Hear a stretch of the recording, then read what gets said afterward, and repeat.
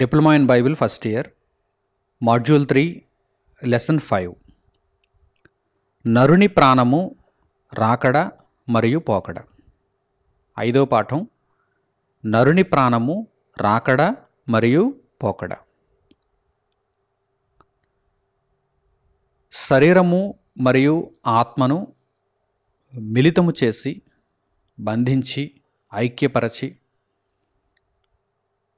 నరుని జీవింపజేయుచున్నదే దేవుడిచ్చిన ప్రాణము. ఈ ప్రాణము యొక్క రాకడ, ఈ ప్రాణము యొక్క పోకడ. ఈ ప్రాణం భూమి మీద స్థిరంగా ఉండేది కాదు.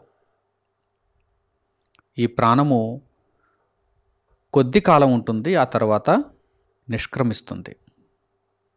ఆ కాలమే మనిషి యొక్క ఆయుష్కాలం, మనిషి యొక్క జీవితకాలం. ఒక మనిషికి ప్రాణమును రప్పించాలన్నా, ఆ మనిషిలో నుండి ప్రాణమును వెళ్ళిపోయేలా చేయాలన్నా దేవుని అనుమతి తప్పనిసరి. దేవుని అనుమతి. ప్రాణమును రప్పించటానికి దేవుని అనుమతి కావాలి. ఏ ఒక్కరూ కూడా ప్రాణాన్ని దేవుని అనుమతి లేకుండా రప్పించలేరు. ప్రాణమును శరీరములోనికి రప్పించటం ఎవరికీ చేత కాదు, ఎప్పటికీ చేత కాదు. ఇక ప్రాణమును పోగొట్టుకోవడం మనిషి చేతుల్లో కూడా ఉంటుంది, కానీ దానికి కూడా దేవుని అనుమతి ఉండాలి. ప్రాణమును పోగొట్టుకోవడం మనిషి చేతుల్లో ఉంటుంది, కానీ పోగొట్టుకోకూడదు. దేవుని పని పూర్తయిన తర్వాత దేవుడే ఆ ప్రాణమును తీసుకుంటాడు, అప్పుడు వెళ్ళాలి. బలవంతంగా ప్రాణాన్ని పోగొట్టుకోకూడదు. కానీ ఒకవేళ బలవంతంగా మనిషి తన ప్రాణాన్ని పోగొట్టుకోదలిచినా, అంటే ఆత్మహత్య చేసుకుందాం అనుకున్నా, దానికి కూడా దేవుని అనుమతి ఉండాలి. కొంతమంది చూడండి, ఆత్మహత్య చేసుకుందాం అనుకుంటారు, కానీ ప్రాణం నిలబడుతుంది, పోదు. దేవుని అనుమతి లేదనమాట. ఎవరో ఒకరు సడన్గా వస్తారు, వారు అటువంటి పరిస్థితుల్లో ఉన్నారని చూచి ఒక నదిలో దూకేస్తే వారిని కాపాడతారు. ఒక కిరోసిన్ పోసి నిప్పంటించుకుంటే ఆ మంటలార్పి వారిని రక్షిస్తారు. ప్రాణాపాయ స్థితిలో కూడా మరల బ్రతికిన వారు మనకు కనిపిస్తూ ఉంటారు. అంటే వారి యొక్క మరణమునకు దేవుని అనుమతి దొరకలేదన్నమాట. మీకు అర్థమవుతుందా? కనుక ఈ విధంగా ప్రాణము యొక్క రాకడకు, ప్రాణము యొక్క పోకడకు దేవుని అనుమతి అనేది తప్పనిసరిగా ఉండాలి. ప్రాణమును రప్పించడం అనేది మనిషి యొక్క చేతుల్లో లేదు. ఎవరికి ఇవ్వబడినటువంటి ప్రాణమును వారు పోగొట్టుకోవడానికి వారికి అవకాశం ఉంది, కానీ వారు ప్రాణమును పోగొట్టుకోకూడదు. ఎందుకంటే ప్రాణము చాలా విలువైనది. ఇప్పుడు దేవుడు మనిషికి ఇచ్చినటువంటి ప్రాణము ఆయన యొక్క ఆధీనంలో ఉంటుందని, ఆయనే దానిని రప్పిస్తాడని, ఆయనే దానిని మరలా తీసుకుంటాడని పరిశుద్ధ గ్రంథంలో వ్రాయబడినటువంటి సంగతుల ద్వారా మనము దేవుని జ్ఞానమును నేర్చుకుందాం. దానియేలు గ్రంథము 5వ అధ్యాయము 22వ వాక్యం నుండి మీరు చూడండి. ఇక్కడ వ్రాయబడినటువంటి అద్భుతమైనటువంటి వాక్య భాగాన్ని ఇప్పుడు మనం గమనిద్దాం. దానియేలు గ్రంథము 5వ అధ్యాయము 22వ వాక్యం నుండి, బెల్షస్సరు అతని కుమారుడవగు నీవు ఈ సంగతి అంతయు ఎరిగియుండియు నీ మనస్సును అణుచుకొనక పరలోకమందున్న ప్రభువు మీద నిన్ను నీవే హెచ్చించుకొంటివి. ఎట్లనగా నీవును, నీ అధిపతులను, నీ రాణులను, నీ ఉపపత్నులను దేవుని ఆలయ సంబంధమగు ఉపకరణములలో ద్రాక్షారసము పోసి త్రాగవలనని వాటిని తెచ్చి ఉంచుకొని వాటితో త్రాగుచు చూడనైనను, విననైనను, గ్రహింపనైనను చేతకాని వెండి, బంగారు, ఎత్తడి, ఇనుము, కర్ర, రాయి అను వాటితో చేయబడిన దేవతలను స్తుతించితిరి గాని నీ ప్రాణమును, నీ సకల మార్గములను ఏ దేవుని వశమున ఉన్నవో ఆయనను నీవు ఘనపరచలేదు. ఇక్కడ బబులోను సామ్రాజ్యం మీద రాజైనటువంటి బెల్షస్సరుతో దానియేలు పలుకుతున్నటువంటి మాటలు మనం చూస్తున్నాం. నెబుకద్నెజరు కుమారుడైనటువంటి బెల్షస్సరు పరలోకమందున్న జీవము గల దేవుణ్ణి తెలుసుకోలేకపోయాడు. ఏ విషయాన్ని గ్రహించలేకపోయాడు? తన ప్రాణము, తన సకల మార్గములు ఏ దేవుని వశమున ఉన్నవో ఆయనను నీవు ఘనపరచలేదు అని దానియేలు ఇక్కడ బెల్షస్సరుతో మాట్లాడుతున్నాడు. ప్రాణము ఎవరి వశమున ఉంటుంది? ఎవరి ప్రాణమైనా సరే ఎవరి వశమున ఉంటుంది? దేవుని వశమున. దేవుని వశమున.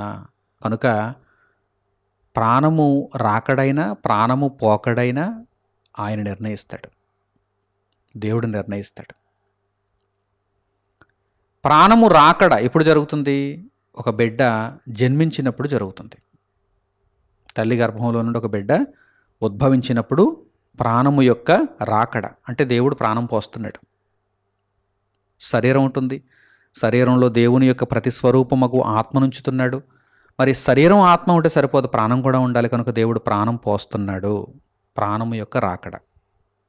అలాగే ఆయా సందర్భాలలో దేవుని యొక్క క్రియలు బయలుపరచబడుటకు, దేవుడు మహిమపరచబడుటకు దేవుడు ఆయా సందర్భాలలో చనిపోయిన వారిని కూడా బ్రతికించాడు. మృతునొందిన వారిని కూడా మరలా దేవుడు కొంత ఆయుష్నిచ్చి వారిని బ్రతికించాడు. అప్పుడు కూడా మరలా ప్రాణం వచ్చింది.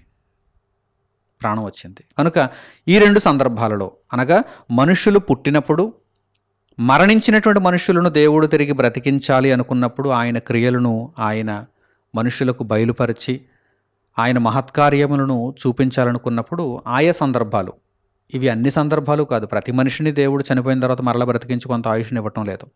అక్కడక్కడ ఆయా సందర్భాలలో వీటిని కూడా జరిగిస్తున్నాడు. కనుక ప్రాణము రాకడ అంటే ఈ సందర్భాలను మనము గుర్తించవచ్చు. ప్రాణము పోకడ అంటే మనిషి మరణం. శరీరాన్ని విడిచిపెట్టి ఆత్మ వెళ్ళిపోతుంది, ప్రాణం పోతుంది. అయితే ఇక్కడ గుర్తించవలసినటువంటి ప్రధానమైనటువంటి విషయం ఏంటి?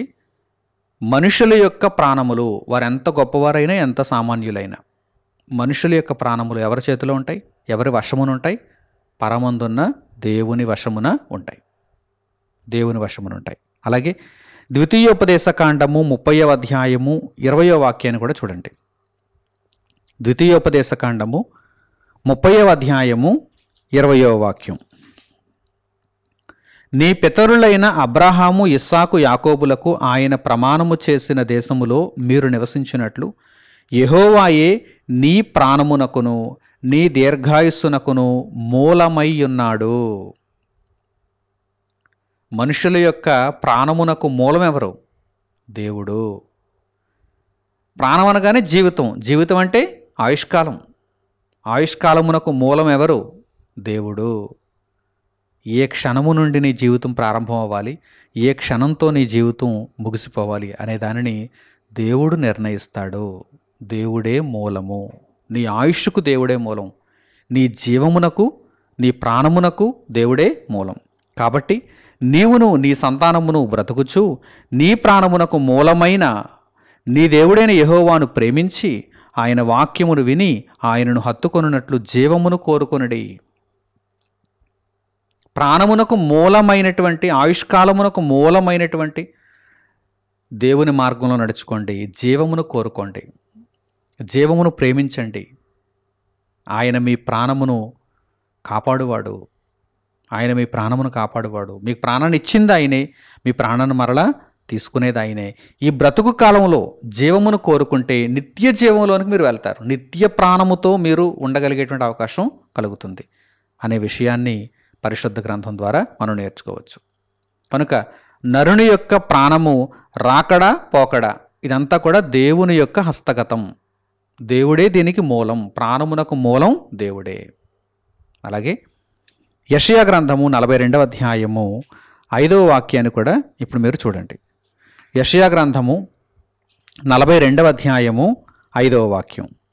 ఆకాశములను సృజించి వాటిని విశాలపరచి భూమిని అందులో పుట్టిన సమస్తమును పరచి దాని మీదనున్న జనులకు ప్రాణమును దానిలో నడచు వారికి జీవాత్మను ఇచ్చుచున్న దేవుడైన యెహోవా ఏలాగు సెలవిచ్చుచున్నాడు.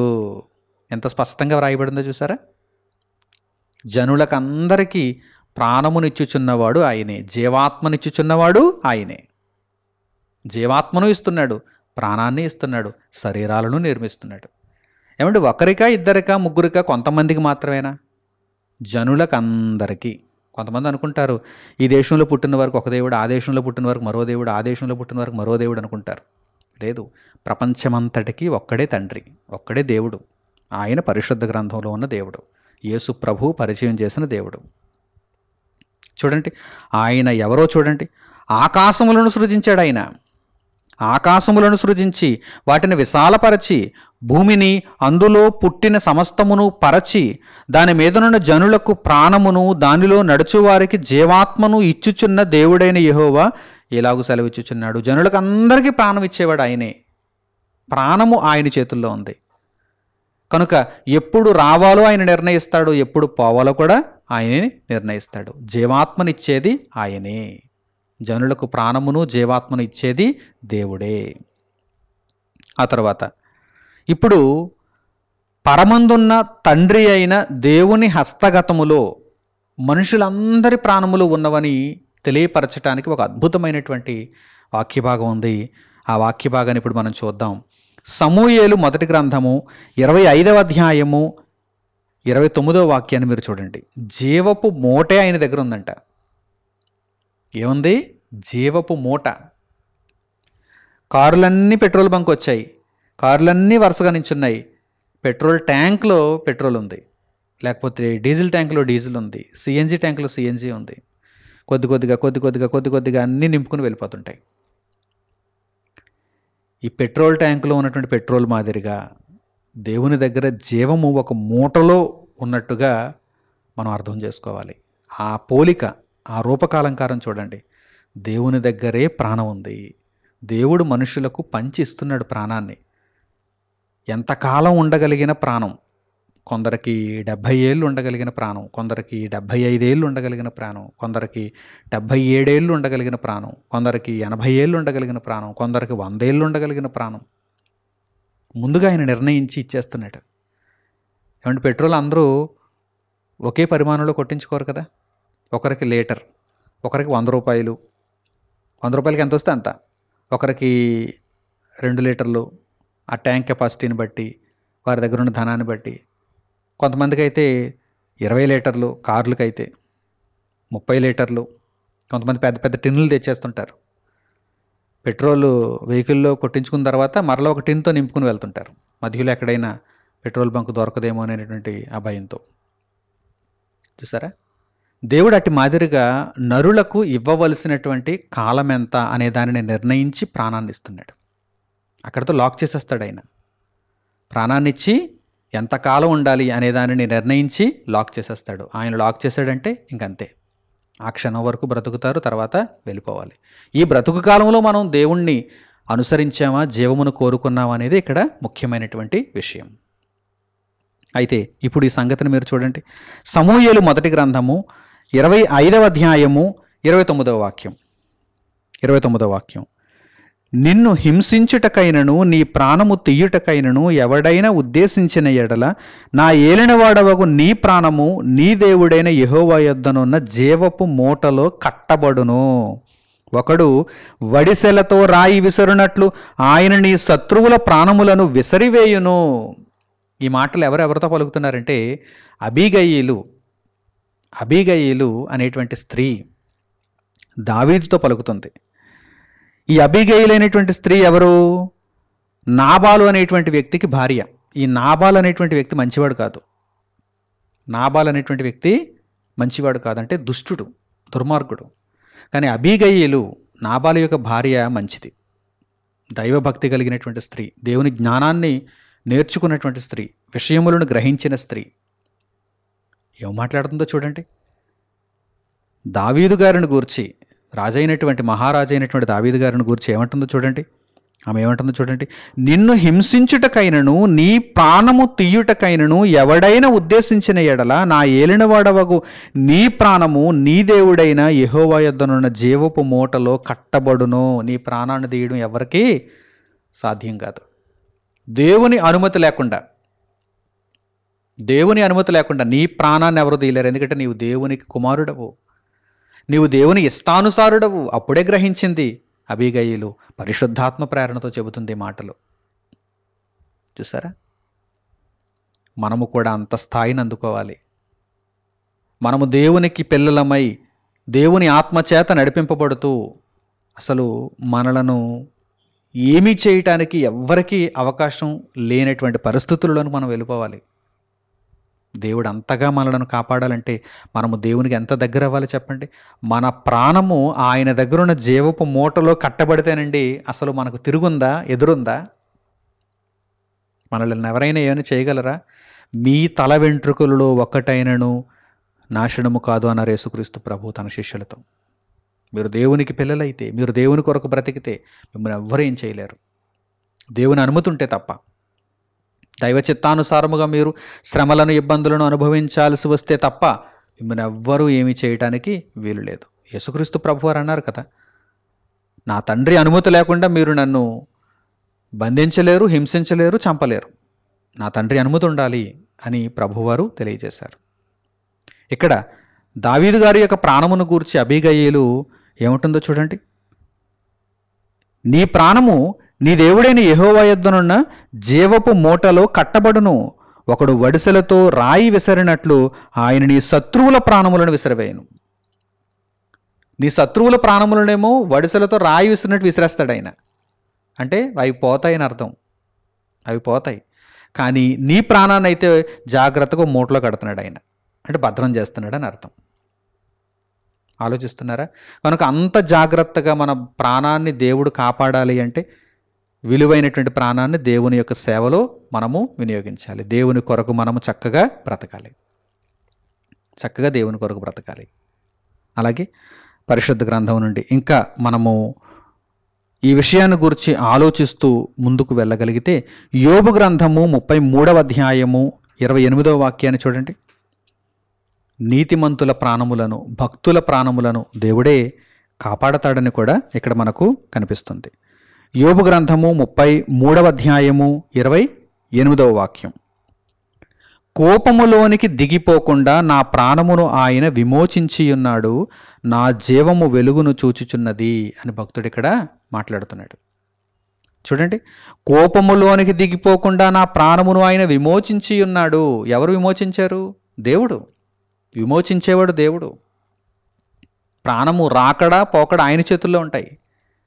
కనుక భక్తుడు అంటున్నాడు ఇక్కడ, కోపములోనికి దిగిపోకుండా నా ప్రాణమును ఆయన విమోచించి ఉన్నాడు, నా జీవము వెలుగును చూచుచున్నది. నా జీవము వెలుగును చూచుచున్నది. నేను ఎలా బ్రతుకున్నానంటే నా దేవుడే కారణం. ఈరోజు నేను కూడా ఈ విధంగా బ్రతుకున్నానంటే, ఇలా వెలుగును చూడగలుగుతున్నాను, దేవుని వాక్యమును వెలుగుగా ప్రచురించగలుగుతున్నాను అంటే నా దేవుడే కారణం. నా ప్రాణమును ఆయన దగ్గర ఉన్న మూటలో కట్టాడు ఆయన. నేను కూడా ఈరోజు ఆ మాట చెప్పగలుగుతున్నాను. మీరు కూడా చెప్పగలిగిన స్థితిలో ఉండాలి. దేవుని వాక్యమును నేర్చుకుంటూ అనేకులకు పరిచయం చేస్తూ దైవ చిత్తానుసారంగా బ్రతుకుతూ పరిశుద్ధతను, నిర్దోషత్వమును యేసుక్రీస్తు ప్రభువులో కాపాడుకుంటూ మీ ప్రాణమును పదిలపరుచుకోవాలి. దేవుడి దగ్గర ఉన్నటువంటి ఆ మూటలో కట్టబడాలి. దేవుడు మీ ప్రాణమును దాచిపెట్టాలి. మీకు ఇచ్చిన ఆయుష్కాలం అంతయు కూడా మీరు దేవుని యొక్క మార్గంలో నడుచుకోవాలి. ఇప్పుడు పరిశుద్ధ గ్రంథంలో కొన్ని సందర్భాలు ఉన్నాయి అని చెప్పాను మీకు. అవేమిటంటే, దేవుడు తన క్రియలను బయలుపరచటానికి మృతునొందిన వారిని బ్రతికించాడు. అలా మృతునొందిన వారిని కూడా ఆయన బ్రతికించినటువంటి సందర్భాలను చూస్తే ప్రాణమును తిరిగి రప్పించాడనమాట. ఒకప్పుడు అనగా అంతకు మునుపటి కాలంలో వారు ప్రాణాన్ని కలిగి ఉన్నారు, వారు ప్రాణమును పోగొట్టుకున్నారు, ప్రాణం పోయింది వారి దగ్గర నుండి. అయితే ఆయా సందర్భాలలో కొంతమందికి దేవుడు మరల తిరిగి ప్రాణాన్ని ఇచ్చాడు, అంటే ఆయుష్ను పెంచాడు, ఆయుష్ను పెంచాడు. ఆ సందర్భాలను ఇప్పుడు మనం కొన్నిటిని చూద్దాం. రాజులు మొదటి గ్రంథము 17వ అధ్యాయము 22వ వాక్యాన్ని మీరు చూడండి. రాజులు మొదటి గ్రంథము 17వ అధ్యాయము 22వ వాక్యం. సారెపతను ఊరిలో ఏలియా గారు ఒక విధవరాలి యొక్క కుమారుణ్ణి బ్రతికించడం మనకి ఇక్కడ కనిపిస్తుంది. రాజుల మొదటి గ్రంథం 17వ అధ్యాయం 22వ వాక్యం. యెహోవా ఏలియా చేసిన ప్రార్థన ఆలకించి ఆ చిన్నవానికి ప్రాణము మరలా రానిచ్చినప్పుడు వాడు బ్రతికెను. ప్రాణము రాకడా పోకడా. ఆ చిన్నవాడు పుట్టినప్పుడు ప్రాణం వచ్చింది, తల్లి గర్భంలో నుండి పుట్టినప్పుడు ప్రాణం వచ్చింది, కొంతకాలం బ్రతికాడు, చనిపోయాడు. మరణమైనంత రోగం వచ్చింది, చనిపోయాడు. ఇప్పుడు ఒక సూచక్రియ అక్కడ జరగాలి. ఏలియా గారి ద్వారా ఒక మహత్కార్యం అక్కడ జరగాలి. అనేకులు దేవుని యందు విశ్వాసం ఉంచేటట్టుగా ఆ సూచక్రియ అక్కడ జరగాలి. ఇప్పుడు ఏలీయా గారు దేవునికి ప్రార్థన చేశారు.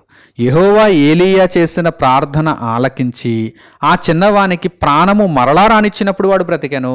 ప్రాణమును దేవుడు మరలా ఇచ్చేశాడు. ఆ చిన్నవాడు బ్రతికాడు. అంటే కొంతకాలం మరలా ఆయుష్ ఇంకా ఆ చిన్నవానికి పొడిగింపబడింది. కనుక ప్రాణము రాకడా పోకడా ఎవరి చేతుల్లో ఉంటాయి? దేవుని చేతుల్లో ఉంటాయి. అలాగే రాజులు 2వ గ్రంథము 8వ అధ్యాయము 5వ వాక్యాన్ని మీరు చూడండి.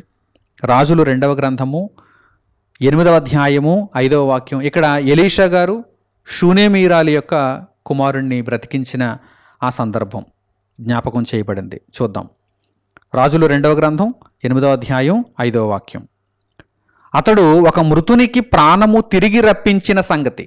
ఎవరు? ఎలీషా గారు. ఇక్కడ ఎలీషా గారు ప్రవక్త. ఒక మృతునికి ప్రాణము తిరిగి రప్పించిన సంగతి వాడు రాజునకు తెలియజెప్పుచుండగా ఎలీషా బ్రతికించిన బిడ్డ తల్లి తన ఇంటిని గూర్చియు భూమిని గూర్చియు రాజుతో మనవి చేయవచ్చెను. అంతటా గేహజీ, నా ఏలినవాడవైన రాజా, ఆ స్త్రీ ఇదే, మరియు ఎలీషా తిరిగి బ్రతికించిన ఈమె బిడ్డ వీడే అని చెప్పగా, ఇదిగో ఈ బిడ్డనే ఎలీషా బ్రతికించాడు అని గేహజీ రాజు దగ్గర ఉండి చెబుతున్నాడు. ఎలీషా గారు కూడా షూనేమీరాలి యొక్క బిడ్డను బ్రతికించారు. ఆ బిడ్డను బ్రతికించి మరలా ప్రాణమును తిరిగి రప్పించారు. దేవుని యొక్క సహాయము చేత ప్రాణమును తిరిగి రప్పించారు. కనుక ఈ సందర్భాలను మనం చూస్తున్నప్పుడు మనుషులు ఆయా సందర్భాలలో మరణించినా కానీ దేవుడు మరలా తిరిగి ప్రాణాన్ని ఇచ్చాడు. తన క్రియలను మరలా సూచక క్రియలుగా మనుషులకు చూపించడానికి దేవుడు ఆ సందర్భాలను జరిగించాడు. తర్వాత యోబు గ్రంథము 24వ అధ్యాయము 22వ వాక్యం నుండి చూడండి. యోబు గ్రంథము 24వ అధ్యాయము 22వ వాక్యం నుండి. ఆయన తన బలము చేతను బలవంతులను కాపాడుచున్నాడు. కొందరు ప్రాణమును గూర్చి ఆశ విడచినను వారు మరలా బాగుపడుదురు. కొందరు ప్రాణమును గూర్చి ఆశ విడిచేస్తారు. అంటే ఇక నా ప్రాణం పోయిందేమో అనుకుంటారు. అంటే మరణకరమైనటువంటి రోగం కలిగినప్పుడు, భయంకరమైనటువంటి పరిస్థితులను వారు ఎదుర్కొంటున్నప్పుడు, ప్రాణము పోవునంతగా వారు కష్టపడుతున్నప్పుడు ప్రాణం మీద ఆశ కోల్పోతారు. అయినప్పటికీ దేవుడు లేదు, నీ ప్రాణం ఉండాలి అని తీర్మానించాడంటే ఎంత భయంకరమైనటువంటి పరిస్థితి అయినా ప్రాణం ఉంటుంది. చూడండి, అదే విషయాన్ని ఇక్కడ గ్రంథకర్త తెలియజేస్తున్నాడు.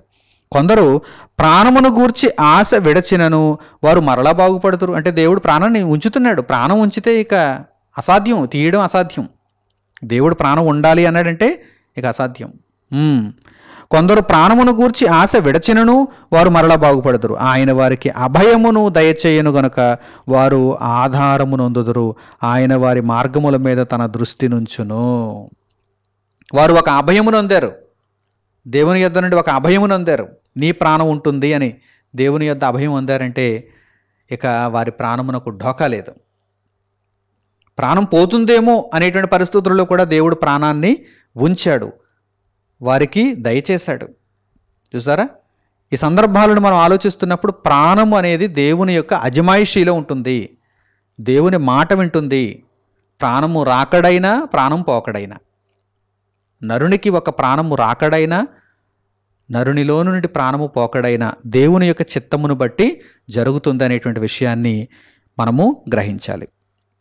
ఆ తర్వాత యోబు గ్రంథము 17వ అధ్యాయం 1వ వాక్యాన్ని మనం చూస్తే, దేవుడు ఒక ఆయుష్కాలమును మనిషికి నిర్ణయించి ఆ ఆయుష్కాలం తీరిన తర్వాత ప్రాణమును మనిషి నుండి తీసేస్తున్నాడని మనము గ్రహించవచ్చు. చూద్దాం.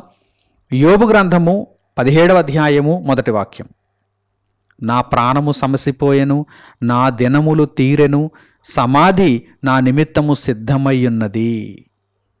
ఇక్కడ ఏమంటున్నాడు భక్తుడు? నా ప్రాణము సమసిపోయెను అంటే వెళ్ళిపోవడానికి సిద్ధంగా ఉంది, అలసిపోయింది. నా ప్రాణము సమసిపోయెను, నా దినములు తీరెను. నా దినములు తీరడం అంటే అర్థం ఏంటి? రెండు ఒకటే.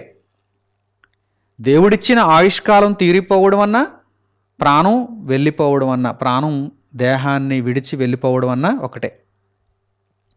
ఆ విషయాన్ని మనం ఇక్కడ గుర్తించాలి. ఆయుష్కాలము అనగా బ్రతుకు కాలము అనగా ఏమిటి? ప్రాణము మనిషి యొక్క దేహంలో ఉండే కాలం. ఆ ఆయుష్కాలం తీరిపోయిందంటే, వ్యాలిడిటీ అయిపోయిందంటే ఆగిపోతుంది. మొబైల్ ఫోన్లో మనకు ఆ సిమ్ కార్డులో ఉన్నటువంటి వ్యాలిడిటీ అయిపోయిందంటే నెట్వర్క్ ఆగిపోతుంది. అవుట్ గోయింగ్ కాల్స్ ఆగిపోతాయి, ఇన్కమింగ్ కాల్స్ ఆగిపోతాయి, మెసేజెస్ ఆగిపోతాయి, ఇక పని చేయదు, మరలా రీఛార్జ్ చేయాలి.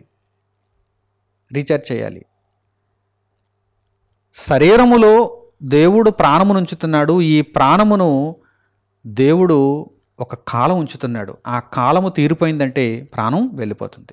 అదే భక్తుడు ఇక్కడ చెబుతున్నాడు, నా ప్రాణము సమసిపోయేను, నా దినములు తీరెను, సమాధి నా నిమిత్తము సిద్ధమై ఉన్నది. అంటే ప్రాణం వెళ్ళిపోయిందంటే ఇక సమాధి, శరీరాన్ని సమాధిలోనికి, ఆత్మ దేవుని యొక్క ఆధీనంలోనికి వెళ్ళిపోవాలి అనేటువంటి విషయాన్ని మనం ఈ మాటల ద్వారా గ్రహించవచ్చు.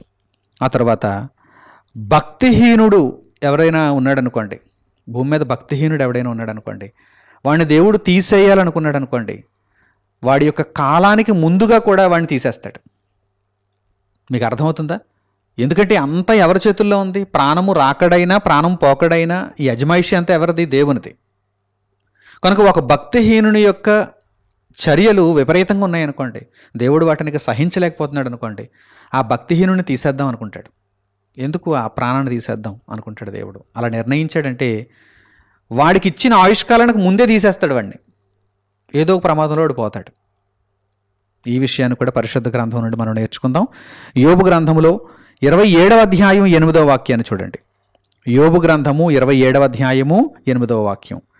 దేవుడు వాని కొట్టివేయునప్పుడు, వాని ప్రాణము తీసివేయునప్పుడు భక్తిహీనునికి ఆధారమేది? దేవుడు కొట్టేశాడు. ఎప్పుడైనా మనం రాస్తూ తప్పు వచ్చింది అనుకుని కొట్టేస్తాం, కొనసాగించం దాన్ని, కొట్టేస్తాం, అక్కడ మళ్ళీ క్రొత్తగా రాయాలనుకుంటాం. దేవుడు ఒక భక్తిహీనుని ప్రాణమును కొట్టేస్తున్నాడు. చూడండి, వ్రాయబడిన మాటలు చూడండి. దేవుడు వాని కొట్టివేయునప్పుడు, వాని ప్రాణము తీసివేయునప్పుడు. అసలు భక్తిహీనునికి ఆధారం ఏంటి? ఎవరైనా ఇలా ఆలోచన చేయగలుగుతున్నారా? నా ప్రాణాన్ని దేవుడు కొట్టేస్తే ఇక నేను ఏం చేయగలను అని ఎవరైనా ఆలోచన చేయగలుగుతున్నారండి? నేను సంపాదించిన ధనంతో ప్రాణాన్ని కొనుక్కోగలనా? మిగిలిన వారి ప్రాణాన్ని నా ప్రాణానికి బదులుగా నేను తెచ్చుకోగలనా? ఏమంటే అలా తెచ్చుకునే అవకాశం ఏమైనా ఉందా? ప్రాణం పోతున్నప్పుడు మనుషులలో ఎవరో ఒకరి ప్రాణాన్ని తీసుకొచ్చి మనలో పెట్టుకోగలిగినటువంటి అవకాశం ఉందా? డబ్బిచ్చి అవయవాలను అయితే తెచ్చుకోగలుగుతున్నారు. కిడ్నీ పోయిందనుకోండి, బాగా పనిచేస్తున్నటువంటి కిడ్నీ ఎవరిలో అయితే ఉందో వారిని దానం అడుగుతున్నారు. ఒక కిడ్నీతో బ్రతికేటువంటి అవకాశం ఉంది కనుక, 2 కిడ్నీలు ఉన్నటువంటి వారు ఒక కిడ్నీ దానం చేసే అవకాశం ఉంటుంది కనుక వారిని అడుగుతున్నారు, కొంత ధనాన్ని ఇస్తున్నారు, తెచ్చేసుకుంటున్నారు, పెట్టేసుకుంటున్నారు. కిడ్నీ ట్రాన్స్ప్లాంటేషన్, లివర్ ట్రాన్స్ప్లాంటేషన్, చూసారా? అవయవాలను మార్పిడి చేసుకున్నంత సులువుగా ప్రాణాన్ని మార్పిడి చేసుకోగలరా? అలా అయితే ఇంకేముందంటే ధనవంతులదే ప్రాణం. దేవుడు అలా ఆ నియమాన్ని పెట్టలేదు, ఎవ్వరికీ ఇవ్వలేదు ఆ ఛాన్స్ దేవుడు. ఎందుకంటే ఆ ప్రాణం అనేది దేవుని యొక్క ఆధీనంలోనే ఉంటుంది. అది నిత్య సత్యం. ఎవ్వరికి కూడా ప్రాణం మీద అధికారం లేదు. ఒక భక్తిహీనునికి ఆధారం ఏంటి? దేవుడు వాడి ప్రాణాన్ని కొట్టేసినప్పుడు భక్తిహీనునికి ఆధారం ఏంటి? కనుక దేవుని మాటలను ఇప్పుడే తెలుసుకొని భక్తిహీనులుగా కాకుండా భక్తులుగా మారండి. మీరు నిజంగా యథార్థమైనటువంటి భక్తిని చూపిస్తే మీ ప్రాణము దేవుని దగ్గర జీవపు మూటలో కట్టబడుతుంది. ఢోకా లేదా ప్రాణానికి. ఆయుష్కాలం అంతా చక్కగా బ్రతుకుతారు, దేవుని చిత్తాన్ని నెరవేరుస్తారు, నిత్య జీవాన్ని సంపాదించుకుంటారు. ఇక్కడ ఉన్నది కొద్దిపాటి జీవమే, కానీ నిత్య జీవాన్ని సంపాదించుకునేటువంటి అవకాశం కలుగుతుంది. అలాగే యోబు గ్రంథములోని 36వ అధ్యాయము 6వ వాక్యాన్ని కూడా చూడండి. యోబు గ్రంథము 36వ అధ్యాయము 6వ వాక్యం. భక్తిహీనుల ప్రాణమును ఆయన కాపాడడు. భక్తిహీనులు ఏదైనా ఉపద్రవంలో చిక్కుకున్నారనుకుందాం. భక్తిహీనులు ఉపద్రవంలో చిక్కుకున్నారు, ఆపద వాటిల్లింది వారికి. మరి ఇప్పుడు దేవుడు వారిని ఆదుకోవాలా? ఆదుకుందామా అనేసరికి వాడి భక్తిహీన చర్యలన్నీ కనిపిస్తున్నప్పుడు ఏం ఆదుకుంటాడు దేవుడు? వదిలేస్తాడు దేవుడు. చూడండి, భక్తిహీనులను దేవుడు కాపాడడు, భక్తిహీనుల ప్రాణమును దేవుడు కాపాడడు. ఆయన దీనులకు న్యాయము జరిగించను. దీనులు ఉన్నారనుకోండి, తండ్రి అంతా నీదే, అధికారం నీదే, ఆధారం నీవే అని దీనులైన వారు దేవుని మీద ఆధారపడినప్పుడు, దేవునికి మొరపెట్టినప్పుడు వారిని ఆయన ఆదరిస్తాడు, వారికి న్యాయాన్ని జరిగిస్తాడు. కానీ భక్తిహీనులు ఉంటే కనుక వారి ప్రాణమును ఆయన కాపాడడు. పోనీ అంటాడు, విడిచిపెట్టేయాలంటాడు, వారు నాశనం అవ్వాలి అంటాడు. వారికి ఆపద తలెత్తినప్పుడు, వారు ఒక ఉపద్రవంలో ఉన్నప్పుడు, వారు ఒక రోగం బారిన పడిపోయినప్పుడు, వారు భక్తిహీనులుగా కనిపిస్తున్నప్పుడు ఎందుకు కాపాడాలి దేవుడు వారిని? కాపాడితే వారు ఉద్ధరించేదేంటి? తిరిగి మరల భక్తిహీన కార్యక్రమాలు చేస్తారు, దుర్మార్గతలో ఉంటారు. కనుక దేవుడు వారిని కాపాడడు. మరి భక్తులనైతే తప్పనిసరిగా కాపాడతాడు. ఆయన ఎడల భయభక్తులు కలిగినటువంటి తన బిడ్డలను ఆయన తప్పనిసరిగా కాపాడతాడు. మరి భక్తులకు కూడా ఆయా సందర్భాలలో ఆపదలు వాటిల్లుతూ ఉంటాయి, ప్రమాదాలు ఎదురవుతూ ఉంటాయి. మరి అటువంటి సందర్భంలో దేవుడు కాపాడాలి అంటే మనం భక్తులుగా ఉండాలి. ఎన్నో పరిస్థితులలో మనం కాపాడబడుతున్నాం. నిజంగా నేను ఆ మాట చెప్పగలను. ఎన్నో పరిస్థితులలో దేవుడు నన్ను కాపాడుతున్నాడు. నా పరమ తండ్రి, నా గొప్ప దేవుడు, నా ప్రాణమును ఆయన దగ్గర ఉన్నటువంటి జీవపు మూటలో కట్టినటువంటి నా దేవుడు నన్ను అనేకమైనటువంటి ఆపద కాలములలో కాపాడుతున్నాడు, రక్షిస్తున్నాడు. భక్తిహీనులను ఆయన విడిచిపెట్టేస్తాడు, భక్తులను ఆయన కాపాడతాడు. భక్తులను కాపాడతాడు అనేటువంటి విషయానికి సంబంధించి ఇప్పుడు పరిశుద్ధ గ్రంథములో దేవుని వాక్యాన్ని మనం ఆలోచన చేద్దాం. కీర్తనల గ్రంథానికి మనం వెళ్ళగలిగితే 30వ కీర్తన 3వ వాక్యాన్ని మీరు చూడండి. 30వ కీర్తన 3వ వాక్యంలో భక్తులను దేవుడు కాపాడతాడనేటువంటి విషయం మనకు కనిపిస్తుంది. జాగ్రత్తగా చూడండి. 30వ కీర్తన 3వ వాక్యం, యెహోవా పాతాళములో నుండి నా ప్రాణమును లేవదీసితివి, నేను గోతిలోనికి దిగకుండా నీవు నన్ను బ్రతికించితివి. భక్తుడైతే ఏమంటున్నాడు చూడండి. నేను ఆపదలో ఉన్నప్పుడు దేవుడు నన్ను విడిచిపెట్టేశాడు అనటం లేదు.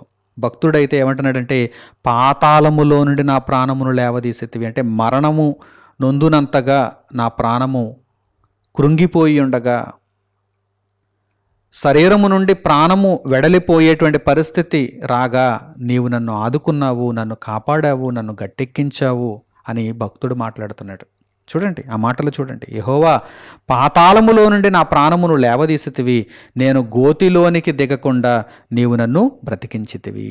భక్తులను ఈ విధంగా దేవుడు జ్ఞాపకం చేసుకుంటాడు. ఆయుష్ తీరక ముందు వారు చనిపోకూడదు, వారికి ఎటువంటి ప్రమాదం వచ్చినా నేను వారిని ఆదుకోవాలి, వారు నా కోసం బ్రతుకుతున్నారు అని దేవుడు వారిని కాపాడతాడు, రక్షిస్తాడు. ప్రాణము ఆయన ఆధీనంలో ఉంటుంది.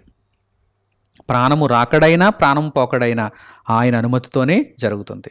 ఆయన ఆదేశిస్తాడు. భక్తిహీనులను అయితే ఆయన విడిచిపెట్టేస్తున్నాడు, ప్రాణం పోవటానికి ఆయన అంగీకరించేస్తున్నాడు. కానీ భక్తులకైతే ఆయుష్ అంతా కూడా వారు చక్కగా దేవుని కార్యక్రమాలలో ఉండే నిమిత్తం ఆయన వారిని కాపాడుతున్నాడు, వారి ప్రాణాలను రక్షిస్తున్నాడు. అలాగే 56వ కీర్తన 12వ వాక్యాన్ని కూడా చూడండి.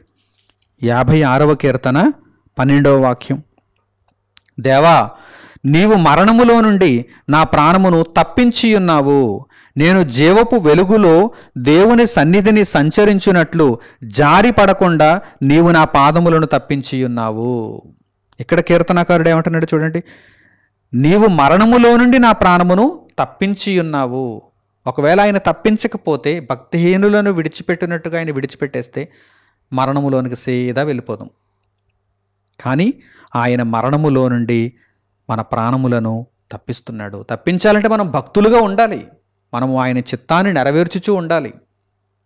ఎంతోమంది కరోనా టైంలో చాలామంది భక్తులైన వారు కాపాడబడ్డారు. ఆయన పని ఇంకా మిగిలి ఉంది, ఆయన కొరకు వారు జీవించాలి, ఆయన చిత్తాన్ని వారు నెరవేర్చాలి. ప్రాణమును నిలబెట్టాడు దేవుడు. కృతజ్ఞతతో మనము దేవుని యొక్క సన్నిధిలో ముందుకు కొనసాగాలి.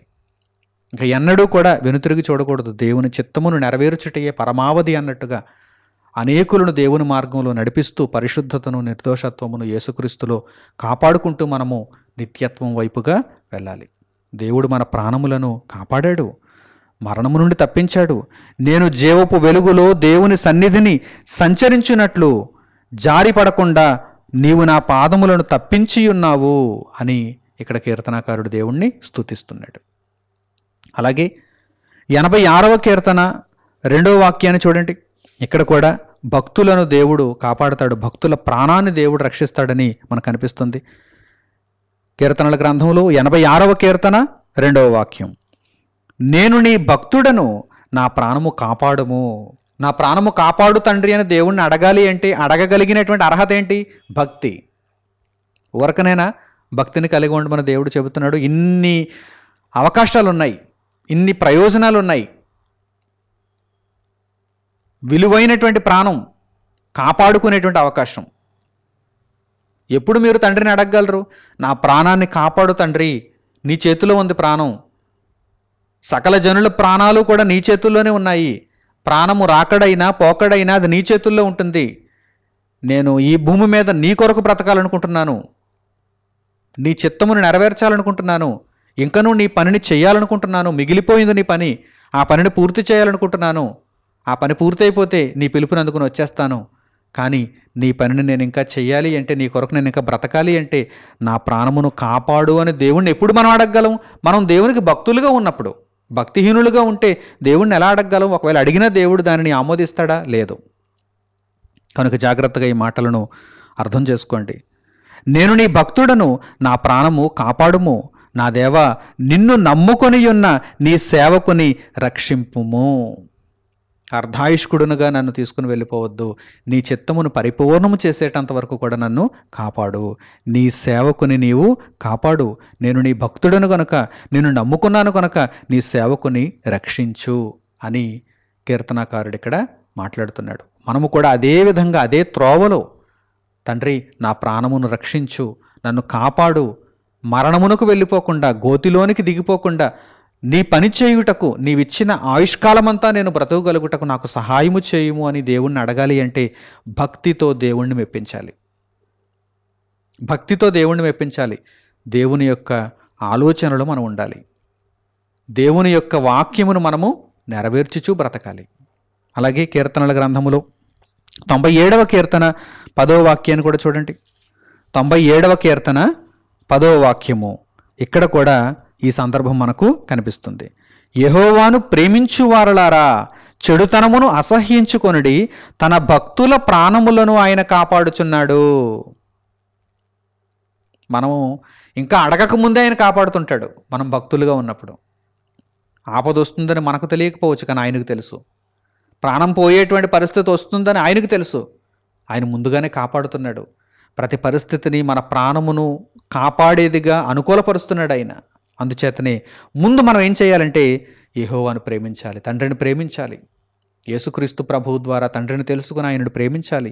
యెహోవాను ప్రేమించువారలారా, చెడుతనమును అసహ్యించుకొనుడి. చెడుతనం జోలికి వెళ్ళొద్దు. ఎందుకంటే చెడుతనములో ఉంటే మీరు దేవునికి దూరం అయిపోతారు. అదే భక్తిహీనత. దేవుని వాక్యమును మీరు పట్టించుకోని వారుగా మిగిలిపోతారు. కనుక చెడుతనమును అసహ్యించుకొనుడి, చెడుతనమును అసహ్యించుకొనుడి.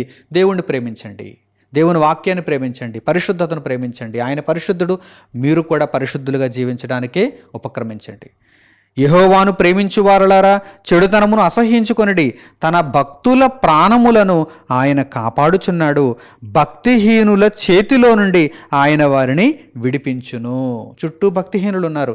మరి వారి చేతిలో నుండి దేవుడు మిమ్మల్ని విడిపించాలంటే మీరు భక్తులుగా ఉండాలి. మీరు దేవుని కొరకు బ్రతికిన వారుగా ఉండాలి. దేవుని చిత్తమును నెరవేర్చుచున్నవారుగా ఉండాలి. అనేక మంది భక్తిహీనులు చుట్టూ పొంచి ఉన్నారు మీ ప్రాణములు తీయడానికి.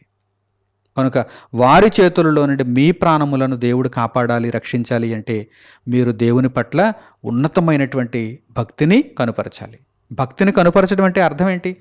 ఏదో ఒక చోట కూర్చొని భజన చేసుకోవడం కాదు, స్తుతి స్తుతి స్తుతి అని చెప్పేసి వెళ్ళిపోవడం కాదు. దేవుని వాక్య ప్రకారం మీరు నడుచుకోవాలి. భక్తిహీనులు చేయనిదేంటి? దేవుని వాక్య ప్రకారం నడుచుకోకపోవడం. మీరు చేయాల్సిందేంటి? దేవుని వాక్య ప్రకారం నడుచుకోవడం. అంతే తప్ప మాటతో స్తుతించి వెళ్ళిపోవడం కాదు. చాలామందికి ఈ విషయం తెలియదు. భక్తి అంటే ఏంటో తెలియదు. భక్తి అంటే ఏంటో తెలియనప్పుడు మీరు ఎలా భక్తిపరులుగా ఉండగలరు? ముందు ఆ డెఫినేషన్ తెలుసుకోవాలి, ఆ నిర్వచనం తెలుసుకోవాలి. దేవుని దగ్గర భక్తి అంటే ఏంటి? దేవుని వాక్యమును అనుసరించి మీరు నడుచుకోవటం, దేవుని వాక్యపు అడుగుజాడలలో మీరు నడుచుకోవటం, ఆ వెలుగులో మీరు నడుచుకోవటం, ప్రతి సందర్భంలో కూడా దేవుని వాక్యానికి మీరు లోబడిపోవటం, తలదించటం, దేవుని చిత్తమును చక్కగా నెరవేర్చుకోవటం, దేవుడు అప్పగించిన సత్క్రియలను పూర్తి చేసుకోవటం, అది భక్తి అంటే. ఆ భక్తిని మీరు కలిగి ఉన్నప్పుడు ఆయనను మీరు ప్రేమించిన వారు అవుతారు, చెడుతనమును అసహ్యించుకున్నవారు అవుతారు. అప్పుడు మీ ప్రాణములను ఆయన కాపాడతాడు. భక్తిహీనుల చేతిలో నుండి మీ ప్రాణములను ఆయన తప్పనిసరిగా కాపాడతాడు. ఎందుకంటే ప్రాణం ఎవరి చేతిలో ఉంది? ఆయన చేతుల్లో ఉంది. పరమందున దేవుని చేతుల్లో ఉంది. అలాగే కీర్తనల గ్రంథములో 121వ కీర్తన 7వ వాక్యాన్ని మీరు చూడండి. 121వ కీర్తన 7వ వాక్యం. ఏ అపాయమును రాకుండా యెహోవా నిన్ను కాపాడును, ఆయన నీ ప్రాణమును కాపాడును. మనలను కాపాడడం అంటే మన ప్రాణాన్ని కాపాడడమే. ఏమండి, మనుషులను దేవుడు కాపాడడం అంటే అర్థం ఏంటి? ప్రాణాన్ని కాపాడడమే, మనుషుల ప్రాణాన్ని కాపాడడమే. ప్రాణమే పోతే ఇక ఏమి కాపాడినా ఉపయోగం లేదు. కనుక ఇక్కడ కీర్తనకారుడు అంటున్నాడు చూడండి, మీరు నిజంగా దేవుని కొరకు బ్రతుకుతున్నారా? మీరు నిజంగా దేవునికి పిల్లలా? మీరు నిజంగా దేవునికి భక్తులా? అయితే ఏ అపాయమును రాకుండా, అపాయం వచ్చిందంటే నీ ప్రాణానికి ముప్పు, ఒక రోగం వలన కావచ్చు, ప్రమాదం వలన కావచ్చు, ఇంకా వేటి ద్వారానైనా కావచ్చు, కరవు, యుద్ధం, వేటి ద్వారానైనా నీ ప్రాణమునకు ముప్పు తలపట్టచ్చు. అయితే ఏ అపాయము రాకుండా యెహోవా నిన్ను కాపాడాలంటే నీవు దేవుని భక్తి మార్గంలో నడుచుకోవాలి. ఆయన నీ ప్రాణమును కాపాడును, ఆయన నీ ప్రాణమును కాపాడును. ఇప్పుడు మీకు అర్థమైందా? ప్రాణము యొక్క రాకడ, ప్రాణము యొక్క పోకడ, ఇవన్నీ కూడా దేవుని యొక్క చేతులలో ఉంటాయి, దేవుని యొక్క అజమాయిషీలో ఉంటాయి, దేవుని యొక్క ఆధీనంలో ఉంటాయి. తల్లి గర్భంలో మనకు ప్రాణం పోసాడు ఆయన. ఆయన ఇచ్చిన ఆయుష్కాలం అంతా మనం దేవుని కొరకు బ్రతకాలి. భక్తిహీనుల మధ్య అనేక ఉపద్రవాలలో, అపాయాలలో మనం జీవిస్తున్నాం. అయినా మన ప్రాణాన్ని ఆయన కాపాడుతున్నాడు, జీవపు మూటలో కట్టి భద్రపరుస్తున్నాడు. ఆయుష్కాలము తీరిన తర్వాత చక్కగా మన ఆత్మను యేసుక్రీస్తు ప్రభువు ద్వారా నిత్యత్వానికి ప్రవేశపెట్టుకోగలిగేటువంటి అవకాశం ఉండేలా ప్రాణమును దేవుని కొరకు మనం సమర్పించాలి. ప్రాణము రాకడ మరియు పోకడ మధ్యకాలంలో దేవుని చిత్తమును మనము చక్కగా నెరవేర్చాలి అన్నదే దేవుని ఉద్దేశ్యం. ఈ పాఠ్యాంశం యొక్క సారాంశం. మీరందరూ కూడా చక్కగా ఈ పాఠమును నేర్చుకున్నవారై ఇక మీదట మీ యొక్క జీవితకాలం అంతా, అనగా దేవుడు మిమ్మును మరలా తిరిగి పిలిచేటంత వరకు, మీ ప్రాణము పోయేటంత వరకు నమ్మకముగా దేవుని వాక్యము పట్ల మీరు నడుచుకుంటారని హృదయపూర్వకంగా కోరుకుంటూ ఈ పాఠ్యాంశమును ఇంతటితో నేను ముగిస్తున్నాను. మన తండ్రి అయిన దేవుని ప్రేమ, మన రక్షకుడైన యేసుక్రీస్తు వారి కృప, పరిశుద్ధాత్ముని అన్యోన్య సహవాసము మనందరికీ సదాకాలము తోడై మనలను నడిపించునుగాక. ఆమేన్. తండ్రి అయిన దేవునికి ప్రార్థనలు ఏకీభవించండి. మహోన్నతుడును సర్వజీవులకు ప్రాణదాత అయిన మా కన్న తండ్రి అయిన దేవా, మీ మహోన్నతమైన ప్రేమకు, మీ మహాజ్ఞానమునకు మా హృదయపూర్వకమైన కృతజ్ఞతాస్తుతులను మీకు తెలియజేస్తున్నాము. లోకములో అనేక మందికి తెలియనటువంటి ఎన్ని మహాజ్ఞాన సంగతులను దీనులము, అల్పులము, పసిబాలురము అయినటువంటి మాకు మీరు ధారాళముగా దయచేయుచున్నందుకు మా హృదయపూర్వకంగా మీకు కృతజ్ఞతాస్తుతులు తెలియజేస్తున్నాము తండ్రి. నాయనా, మీ కొరకు మేము నమ్మకంగా బ్రతకాలి, సహాయము చేయండి తండ్రి. చెడుతనమును అసహ్యించుకొని పరిశుద్ధతను ప్రేమించి పరిశుద్ధాత్మ నడిపింపుతో మీ సన్నిధిలో నడుచుకోగలిగే భాగ్యమును మాకు అనుగ్రహించండి. నాయనా, ప్రాణమును మీరు దయచేశారు, ఆ ప్రాణముతో ఈ మాటలు వింటున్నాము. జీవము కలిగినటువంటి ఈ మాటలను విన్న తర్వాత జీవపు మార్గములోనే మేము నడుచుకుంటూ నిత్య జీవమును పొందుటకై మీరు ఇచ్చిన ప్రాణమును చక్కగా మీ నిమిత్తము వినియోగించగలిగే భాగ్యమును మాకు దయచేయండి. ప్రాణము పోయేలోపు మీ దృష్టికి యథార్థవంతులుగా, నీతిమంతులుగా కనిపించే గొప్ప కృపను మాకు అనుగ్రహించండి. ఇటు నిర్ణయములు తీసుకున్న మీ బిడ్డలందరికీ మీ కృపా కనికరములను తోడుగా ఉంచమని మిమ్మల్ని వేడుకుంటూ మా ప్రార్థన మనవులను మా ప్రభువును మా రక్షకుడునైన యేసుక్రీస్తు వారి పేరిట మిమ్మల్ని వేడుకొనుచున్నాము తండ్రి. ఆమేన్. అందరికీ వందనములు. సెలవు.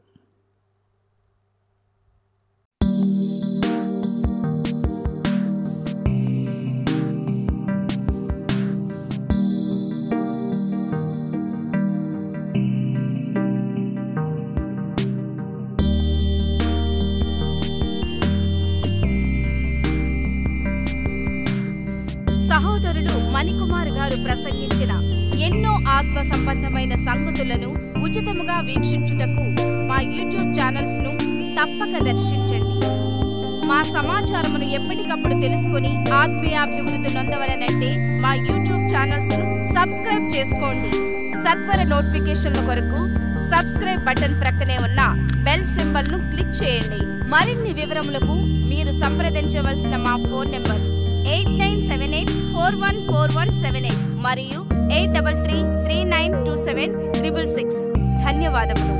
ఈ కార్యక్రమమును అనేక మందికి పరిచయం చేయగలరని ఆశిస్తున్నాము. ప్రభువైన యేసుక్రీస్తు పేరిట మీకు శుభములు.